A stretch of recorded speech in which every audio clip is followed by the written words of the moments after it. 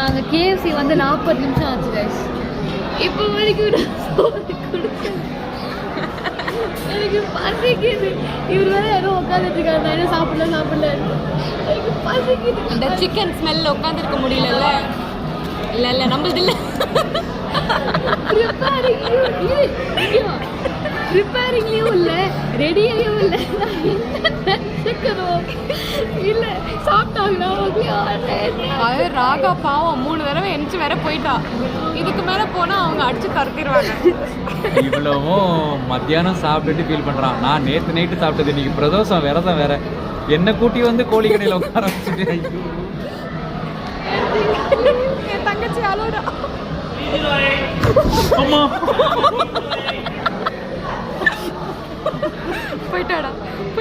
போயிட்டா. ஃபைனலி ராகா கோயில்